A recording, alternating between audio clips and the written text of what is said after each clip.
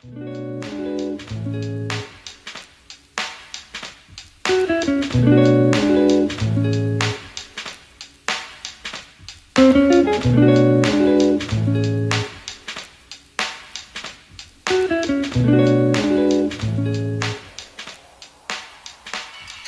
back to the Girls in Movement podcast, where we are kicking off this week's show with a very interesting individual who has definitely rise through the ranks of the music industry. She's a qualified journalist and was a finalist at the Asian Media Awards as well, and honestly has worked with some great names and brands, including, of course, BBC, where she's currently hosting, Capital FM, and many more. So without further ado, I'd like to welcome Harpz Kaur, or as many know her, DJ Harps. So welcome, Harpz. How are you? Oh, thank you. That was a really sweet intro, by the way. No worries. So, do you prefer being called Harpz or DJ Harps? Like, how does it work? It's funny that you say that, actually, because a lot of people get very confused now when they meet me. But I'd like to refer to myself as just Harps now. It's simple, and everybody knows me as that now. So let's stick to Harps. Nice, got it. Okay, Harps. Okay, so I mean, Girls in Movement is all about kind of talking about individual stories, and then eventually the goal of Girls in Movement is to connect these kind of stories, this advice and influence to individuals, kind of in countries where they don't have access to this information, etc. So this conversation will of course be kind of broadcasted on the Girls in Movement social media, etc. So yeah, it's a really informal conversation. I'm really excited to kind of talk to you today. Oh, perfect. I mean, it's always nice to speak to anyone that's kind of interested in your journey, because I feel women really need to empower one another. So I'm all for it. Great, it's a good way to start. So I think it would be really nice for you to kind of introduce yourself, I suppose, properly, and kind of it'd be nice to understand your background and to, I suppose, the journey to where you are today, really. It's a long journey, if I'm honest, and there still is a long way to go. I don't think I've reached my end goal. This stuff really does take time. But if I was to start right from the beginning, let's talk when I was around 16 in college. I was a bit of a lost child, didn't really know what I want to do. People would ask, so what do you want to be when you're older? What kind of things do you want to do at uni? And I was a bit blank. I was very confused what kind of field I fitted into, if that makes sense. Yeah. But I knew what my personality was about. I knew I was, that loud, crazy, wild girl who never stops talking, which is obviously why I work in radio. And it was more about just enjoying myself. So once I started looking at degrees at uni, just going through this list as everybody does, and I came across media studies, and under that it just said radio and TV. So I thought, you know what, let's just give it a shot. It's not something I've always wanted to do, but we'll try it. I went on to do the course in Leeds, my undergrad, and it was honestly one of the best decisions I'd ever made, because that's where I feel I found myself. That's where I realized actually this is what I want to do. Yeah. I managed to get a lot of hands-on experience. I worked in local radio. Started off as work experience, but they kept me on. So I did a bit of community radio, which then led on to 6 years. They kept me on after work experience, but I decided to stay there for 6 years without getting paid. So it was voluntary. Wow. But I realized that's what my passion was. That's what I really lived and breathed. And I thought, this is what I really want to do with myself. But the next chapter in my life was after I graduated, and I didn't have a job, and they always have this thing of, a guaranteed job at the end of it. But if I'm really honest, I really struggled, like a lot. All I had was this community radio show, and that was it. So I chose to do my postgrad.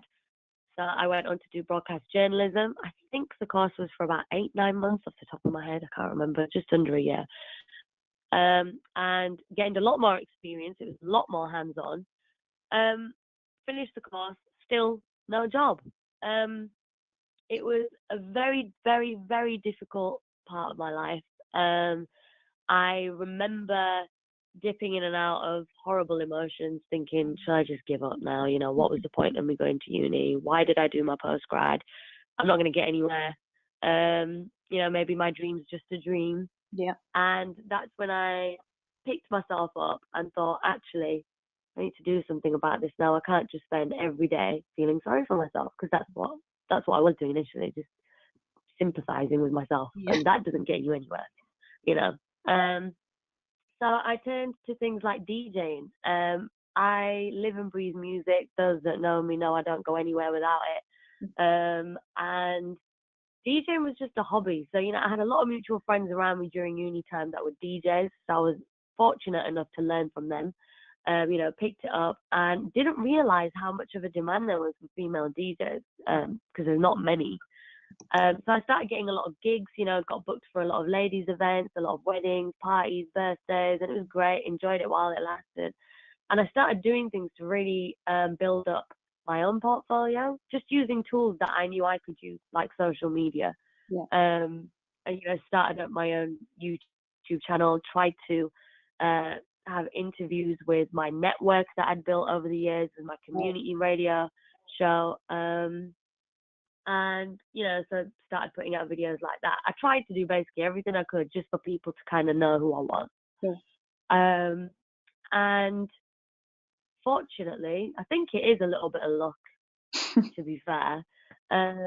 I did post a lot on social media, but it happened to get picked up by Nihal, who I'm sure a lot of people are familiar with, part of the BBC Asia Network, now works for 5 Live. But at the time, he also had a Radio 1 show. And it was his last show. I still remember it was his final show on Radio 1. And he dropped me a tweet saying, Harps, I follow your stuff, you know, I hear you're a DJ. Would you mind making a mix for my final Radio 1 show? I couldn't believe it. I honestly kept thinking, yeah. I had to double check that this guy had a blue tick next to the girl. just to make sure it's actually Nahal, and I'm not just being fobbed off here. Catfish. Yeah, I honestly felt like a catfish situation. I'm not gonna lie, it was too good to be true. But yeah, so it turned out to be real. We had a little chat. I made the mix. It went out on his Radio 1 show, and I still remember the feeling of knowing that, wow, my mix has just got played on the radio, and that being on Radio 1, you know, one of the biggest stations in the world. And that's definitely a highlight in my career. But chapter 3, or whatever chapter we're on now, I decided to freelance in the news field. That was only because I reached out to some more of my mentors and lecturers at uni who had these connections, and I thought, listen, I need a bit more help in radio. I think this is what I want to do. And they managed to get me, you know, some connections with Capital, with TFM in Newcastle. I've done bits for 2BR in Accrington, a couple of different radio stations where I was a news reporter and a news reader. Wow. And I freelanced for about 4 years. But if I'm honest, I am like an open book. I don't keep this stuff to myself. I absolutely hated it. It was not for me. I don't live and breathe news. It's not something I could, you know, it's not something I could wake up to every single day and enjoy. I traveled a lot, you know, up and down the country. And at that age, like 22, 23, you know, I'm not earning a lot. So to be traveling and, you know, petrol and finding a place to stay and all of that, it was a difficult time. And shifts will never come that often. So I could be working for, I don't know, 2 weeks, and then there'd be a 6-month gap. You know, what do you do in those 6 months? You don't even know what to do with yourself. You know, sometimes I was lucky enough to get 3 months in a row of shifts, and then I'd stop again for another 6 months. So that's what, it wasn't consistent. I never had, you know, consistent money coming in. I wasn't very stable, but I wasn't very happy. And I spent far too long just dealing with it. And I think that's the biggest lesson in my life, is dealing with it. Like, you should never have to deal with anything. You should just get up and do what you want to do. And I spent too many years doing that. You know, 4 years is a long time of being unhappy in something that you're not, right? So as well as freelancing, obviously I kept the stuff on the side. I was still DJing, I was still doing my voluntary show. I was still trying to put these YouTube videos out on blogs and whatever it was. And I then get picked up again 4 years later. Some random person, never heard of this person before, drops me a message on Facebook and says, "Do you want to put yourself forward for the Asian Media Awards?" Oh, wow. And I had no idea what these awards were. I had never heard of them in my life. I did a quick Google search, as you do. Yeah. And all I could see were these huge names in these categories. Like, I don't know, Ross Kemp was up for one. People from Emmerdale are there, and all these massive TV presenters are there. And I'm thinking, why is this person asking me to go for the Asian Media Awards? Yeah. Have they mistaken me for someone else? And that's honestly what my response was. I was like, I'm really confused why you're asking me to be a part of this. Yeah. I think you've got the wrong person here. And he said, no. We've got a category for Outstanding Young Journalist of the Year, which you could probably fit in for. You've done a lot of journalism. I've followed your journey. You've done this. I think you should put yourself forward. Honestly, again, I thought about 10 times over it, and I just thought, nah, there's no way I'm going to get this. Look at the kind of people that are on there. The caliber is like, extreme. Who's going to know some random girl from Huddersfield of what she does? And I'm kind of blessed that I have good friends around me that encourage me to go for it. Yeah. And when I mean go for it, I applied 10 to 12 midnight. Right. Like 10 to 12, there was 10 minutes left for this deadline. Wow, oh my God. And I rushed this application, and I still remember it. And I honestly couldn't be bothered. I was like, oh my God, I've got to fill in all these, when you get them big sections in applications and you've got to write a paragraph. It was that kind of thing. Puts you off straight away. And they're going, oh, yeah, literally.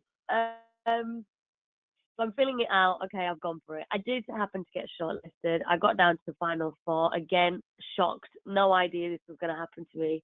I attended the ceremony, and this is where my life changed, if I'm really honest. This is where it was a huge turning point for me. It wasn't just meeting the people that were there. It wasn't that I didn't win. I didn't win the award, but I feel like I walked out winning a lot more. Yeah. And that's because of the connections that I made. And, there was one thing that was supposed to happen that night, and that was Nihal happened to spot me on this evening, came over, had a little chat. Wow. He grabbed me by the wrist and he said, "Harpz, I need to introduce you to someone. Come with me." Wow. And I thought, okay. Went with him, and he takes me to this guy, and we're talking, and he's like, "Oh, this is Harpz, da da da da da." I have no idea, by the way, who this person is that I'm speaking to at this moment in time. I'm just having a conversation. And he's like, "Oh, I'll follow your stuff on social media. Yeah, you do this, you do that. Here's my card. Let's keep in touch. I'll drop you an email and we'll catch up properly."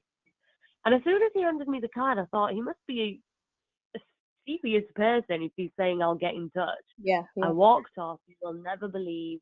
I read at the bottom of this card, editor of BBC Asian Network. And I thought, amazing. I can't believe I was just speaking to such a huge guy. I had no idea. So the first thing, what I did, right? I went on Twitter because the guy said he's following me on Twitter. Yeah. I wasn't even following him back. So that's the first thing I did. Love it. Oh God, so embarrassing. Yes, I was like, this is awkward. Oh my God. I followed him back, and again, I went into a low point in my life because he did not get in touch with me for 6 months. Oh my God. And during these 6 months, I smashed things in my room. I have never slept as much as I did in those 6 months. I gave my family a very hard time. The thing is, coming from an Asian background, it's very hard for females to be in this industry as it is. Yeah. So just to convince my parents that this is what I want to do, I want to stay in media. Yeah. And to be fair, so many years had gone by. My mum and dad were like, "Look, why don't you just look for another job? Yeah. Why don't you, work in the family business?" And I stuck to my guns for 5-6 years, going, no. I'm going to do this. One day I'm going to do this. Something will happen. I'm going to make it happen. And this point, those 6 months, I'm not going to lie, again, they were very difficult because I kept thinking, I bet he says this to everyone. I bet he's going to get in touch with these people. He's not going to get in touch. But he did. 6 months later, he dropped me an email and said, come down, let's have a chat. Went down, went for a chat, ended up going back for a pilot. I was in Morocco about a month after that, and I get a call saying, Harpz, would you like to be the weekend breakfast presenter? Oh my God. And just couldn't believe it. I was speechless. I did not know what to say. I think I honestly did go quiet for about 5 minutes on the phone, just going, what? Wow, that's absolutely. Is this actually happening? And it all just took on from there. So I do feel like I have worked my absolute backside off to get here. I know what it's like to go through a struggle and dark times and people telling you can't do this, you can't get there, it's too much of a big dream. Dreams are honestly not that big unless you really put your mind to it. And I think with me, it's just been persistence. It's something I've always wanted to do, and I've just not given up. Obviously, there's been times where I've wanted to do that. I'm not perfect and going, no, I've never felt like giving up. I've had numerous times in my life where I've sat down and thought, that's it. I just give up. I'm not going to bother. I'm not going to try. I've cried a lot. I'm a bit weak like that. I'm an emotional wreck. I've cried a lot thinking, I'm never going to be this person. I'm never going to do that. Maybe I just don't have the skills, or maybe I'm not good enough. And you constantly knock yourself down. But sometimes you've just got to ride the ride, and eventually you'll reach that point. It will pay off. It will. And apologies for this extra long story, but no, this is try to keep it short as I can. So yeah, now I'm on the BBC Asian Network. So it's incredible, and I'm not waking up people on community radio anymore. I'm talking and waking people up on a national platform, and that's like the world. Yeah, it's absolutely huge step. It's amazing. I mean, to go from where you were, like you say, a community radio, to the BBC, it's just phenomenal. And I bet you're so glad that you kind of stuck at it, because I mean, if you didn't, you wouldn't have been noticed to be in the category for the Asian Media Awards, and then obviously that wouldn't have led to the conversation. 100%. So yeah, no, it's amazing, an amazing story as well. I mean, what's your, like, obviously you were saying at the start of the conversation, what's your kind of ultimate dream, kind of end goal, or where you'd sit up and say this is an achievement? Because I mean, reaching the BBC is a huge achievement in itself. Yeah, of course. Yeah. I do get asked this question a lot, actually, and it's a bit hard to answer because I feel with the journey that I've had, and I'm talking for me, I can only talk for me anyway. I'm not saying this about anybody else, but I feel my journey's been such a long, hard struggle that I've learned to keep an open mind, and I don't want to tell myself that this is an end goal. I don't want to be thinking this is where I want to be, and once I reach it, that's it. Yeah. I feel like there's never an end goal. I feel there's so much more you can keep achieving. There's so much more to explore. That this world is so big. Never mind the career or the industry. Like, there's so much to do, and I feel like I'm absolutely grateful I've got to where I am. And it's still a surreal feeling. I can't believe I'm still working, in that building, just walking through them doors. I feel blessed every single time I walk through them doors, because I've dreamt of that, every time I've seen the building since I was younger, and, listening and looking up to these presenters that I'm now sharing seats with. Yeah, amazing. That's an incredible feeling. So I do know that I've got very far, but I try not to tell myself that this is it. This is my life now, because I don't want this to be my life forever. There's so many other things that I want to try, I want to do, and hopefully I'll achieve at some point. I can't really say what my end goal is, because I don't feel there's ever an end, but I'd love to explore maybe TV. I'd like to go down other branches. I don't know. I just feel like I need to take whatever comes my way, and if something happens to pop up, whatever the opportunity may be, I will want to grab it with both hands. So I don't think I have an end goal, but what I can say is I don't stop here. I still want to go further. I think it's really good as well. I mean, I think a lot of people just kind of get comfortable and they Yeah. kind of, I think, me personally, when I get to a certain point, I think I know that, okay, now that I've kind of ticked this off my list, I know that there's so much more. And I think every time you kind of get to a certain step, Yeah, you just see that there's so many more opportunities which lie kind of above that, there is. which is Yeah, really yeah, yeah. definitely. So, I mean, do you Mm. do kind of your DJ stuff still, or not anymore, or? I wouldn't say I've quit completely. I've not really stopped. I have put it at a standstill for quite a while. I think it's been about 8 months now, and that's only because I've been focusing too much on my presenting side of things. You know, I'm focusing on my radio, and now being weekday breakfast presenter, it's well, obviously there is pressure. You know, you're on weekday breakfast. It's Yeah, a pretty big deal. exactly. But I feel like I've had to put my time and effort and focus on that a little bit more and put the DJing to a side. So it's not that I don't want to do it. I honestly feel I don't have the time for it right now. I can't dedicate too much time to my DJing. I love it though. You know, I've been doing it for years. I can imagine. And I do still get approached by people, you know, for bookings, which is great. But sometimes I do have to just kind of be like, I don't want to let people down by saying, yeah, I'll be there. Yeah. But if I'm juggling 5, 10 other things at the same time, that's just being unfair to your client, you know? So I just feel I need to just take a break from it for a bit, and not be so hard on with bookings after bookings. So I will take on the odd one here and there, maybe. But yeah, I wouldn't say I've let go of it completely. It is still there somewhere. Yeah. That's good though. I mean, it's a passion, you enjoy it, so definitely when you can, it's always a good thing to Yeah. have in your back pocket. I mean, just on like the music industry, of course, that's your kind of the industry and the world you live in.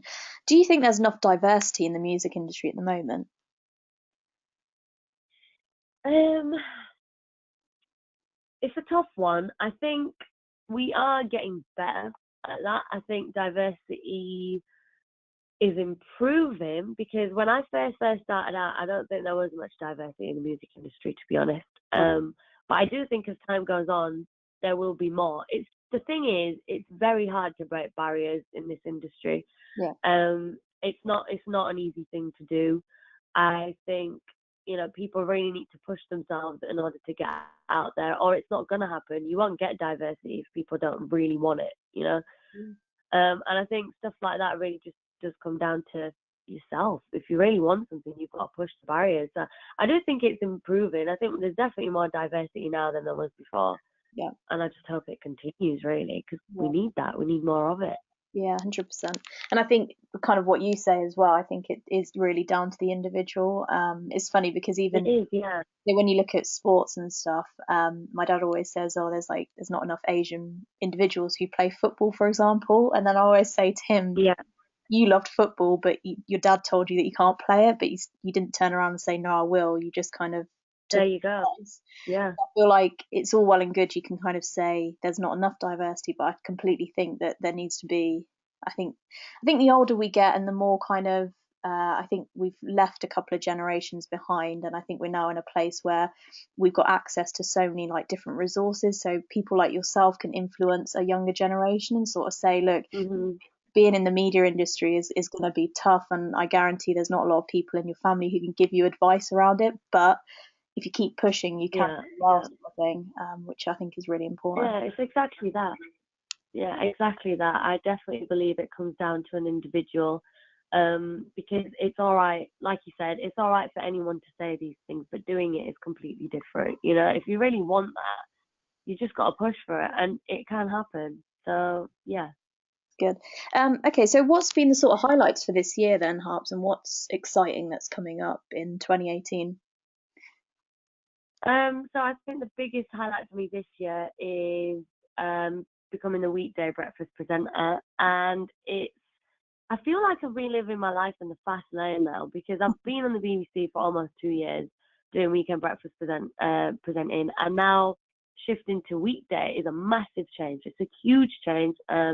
It's not something that comes that quickly in a lot of people's careers, especially at this stage, and with me being so young. But I think it's kind of come at the perfect time as well, because I want to be doing this whilst I'm young. That's good. So I can branch into other things as I get older. Mm-hmm. So I think that's definitely one of the biggest highlights. I never thought I'd be weekday breakfast presenter on any station, let alone the Asian network, at this age. So I think now I do realise that actually I've achieved quite a lot, Yeah. for the age that I'm at. And, I'm only 27, and I feel to get this far and have so much under my belt, now I realise actually I have done quite a bit. But there's been times in my life where I've thought, I haven't really done much, Yeah. or, where am I going? Where have I got to? But you only feel like that because, you kind of just put yourself in a bubble and tell yourself, you're not good enough for something because you haven't got what you wanted. But really, you have worked hard. You do have a lot under your belt. You've done a lot more than you think you have. Mm-hmm. It just takes something big to realize that. Completely. So yeah, that's the biggest highlight of this year. 2018, I have no idea. Like I said, I keep an open mind, and if something comes my way, it will happen. I don't like making too many plans. I don't like really writing things down, going, right, this is going to happen or that's going to happen, because I just feel life doesn't work to a plan. And I had 6 years of writing a plan and it never happened. Plans for me do not work. That's interesting. Just on a couple of last questions. This just a quick one. What was the last track you listened to? Oh gosh, the last track. iTunes. I think it was. Where was I now? I've always got my music on. I'm just trying to remember what the last song was. Oh, I was listening to a Chris Brown track called Pills and Potions. Okay. So yeah, that was the last song of it. And okay, if you could give yourself, your younger self, any advice, what would it be? It would be never, ever, ever deal with it. Never feel like you've got to put up with what you've got and just get on with it, because I've done that for far too long. I spent 5 to 6 years telling myself it was all right to carry on being unhappy and doing the things that I was doing, when really you can just you can get up, fix yourself, and tell yourself by looking in the mirror, actually, I can do a lot more. And you don't need other people to do this stuff for you. Like, I decided to use the tools that I had access to. And the biggest tool I had was social media. And I cannot express to you how much it's helped me. Like, if I had known that sooner and, told myself that this was going to make a big difference and actually utilize it, I don't think it would have taken me this long to get where I am and be happy. So I think never feel like, what you're doing is, where you're going to be forever. Don't ever sit there going, yeah, this is my life now, because it's not. And anyone can make the change. So I think if I could tell myself anything, it would be don't long it out. Just do something about it. Yeah, exactly. Do you think, just on the social media note, do you think social media helped you in terms of connections, or was it putting your name out there? Which? A bit of both, actually, to be honest. Definitely in terms of putting myself out there, because during my time at uni, I think it was only Facebook and Twitter. As time went on, there was Instagram, there was Snapchat, there was all this other stuff. And that's when I realized, why am I not using this stuff?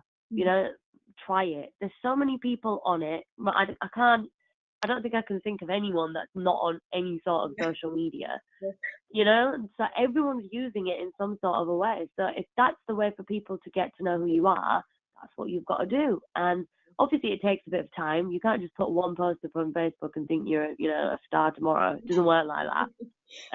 But what I mean is, just for people to understand what I was about, I had to use that platform. So social media definitely helped me in that way.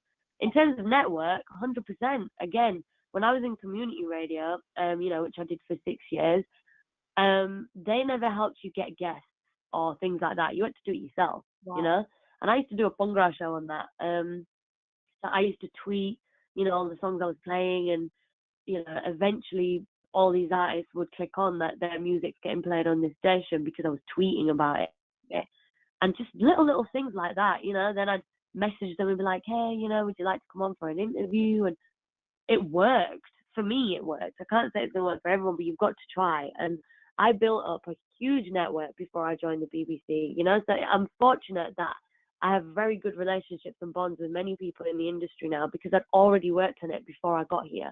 Yeah. And it just helped so much. Again, that's through social media. I never had these people's direct mobile numbers. You know, it was messaging them on Twitter, you know, sliding into the DMs. You've got to do it. Got to leverage the power of social media. Yeah. Exactly. Well, thank you so much. I mean, it's been a great conversation and like really insightful in how you kind of got into the media industry. And obviously, it's a challenging journey. I mean, we've had a couple of individuals who have had, I suppose, a similar path really, and the whole idea of getting into the media industry is hard. That's what everyone's outlook is, but it is really bloody hard. Like it's not easy. It is. But it's all worth it when you kind of get to that, when you have that moment where you walk through the BBC doors. I mean, that's what makes you get up every morning. So it's all worth it. It's Oh yeah, 100%. It's always worth it. You know, there's always light at the end of the tunnel. You've just got to keep going and believe in yourself. Because the minute you lose belief in yourself, like if you lose that belief, it's gone. Yeah. Like it will just take forever, and it will literally take you forever. You've got to have a confidence in telling yourself, 100%. I am good at this and I'm going to do it. And that's the only way you get somewhere. I've learned that. I spent far too long telling myself I was not, you know, good enough for something, but really deep down, if you really want it, anything can happen. So You'll you go can out do there it. on it.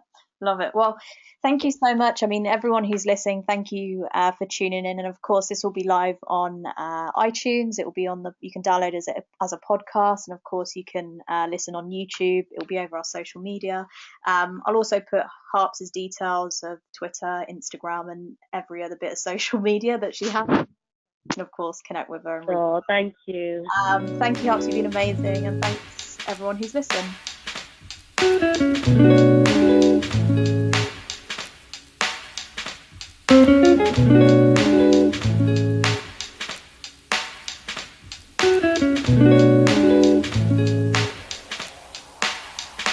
So